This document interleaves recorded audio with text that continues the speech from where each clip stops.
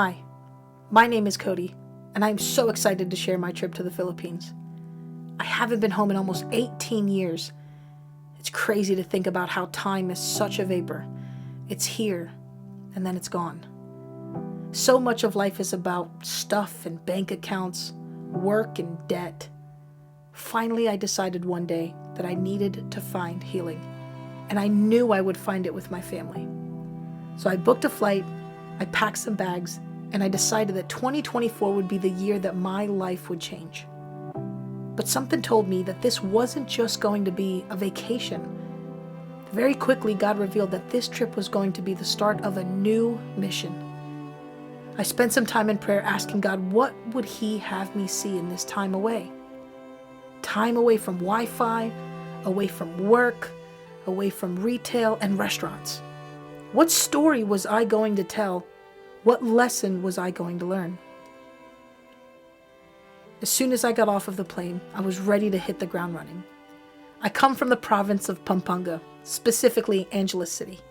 My neighborhood is called Marisol Village. We partnered with local officials and a midwife who operated her own birthing clinic right down the street from my family's house. She was able to recruit a few staff members to help us prepare the food. With my mom, my uncle, and my cousins by my side, we were ready to remind these kids that God has not forgotten them, that they are loved and they are celebrated by our Savior. With the amazing hearts of our community, we raised enough resources to feed thousands of kids, to hand out hundreds of pairs of slippers. To the world, these kids don't have much, but in God's kingdom, they are rich. Rich in gratitude and laughter, rich in warmth and smiles, rich in family and love. These kids didn't see us as some outsiders trying to prove a point or show off. They were our neighbors and friends. They welcomed me with open arms and hearts. The light that emanated from their spirits was enough to blind you. Their laughter filled your ears with the sound of heaven. The sky was the bluest it had ever been, and the birds sang louder than I had ever heard before. It was truly a blessed day. I was in awe of just how amazing God is, how His grace surrounds us, His mercy protects us, and His love saves us. Matthew 5:5-6 says, "Blessed are the meek, for they will inherit the earth. Blessed are those who hunger and thirst for righteousness, for they will be filled." It didn't take long for me to realize I wasn't giving to them, that they were blessing me.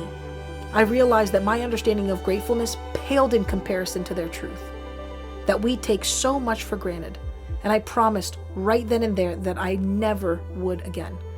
God has been so good to me. I once heard a very powerful question. If all I had tomorrow was what I thank God for today, what would it look like? Well, before, it wouldn't have been much, because it is so easy to forget just how much you have to be grateful for. A roof over your head, a good meal, a pair of shoes to protect your feet, even something as simple as a clean shirt. But now, after having taken this time to experience the true definition of gratitude, I'm forever changed. My heart will not rest until my assignment is finished. Until God calls me home, I will spread love and a message of hope to all who are willing to hear. Thank you, Dover, for believing in me, for trusting me, and for supporting me. And thank you, Marisol Village, for receiving me, not as a stranger, but as a friend. I love you. And until next time, God bless, and never stop smiling.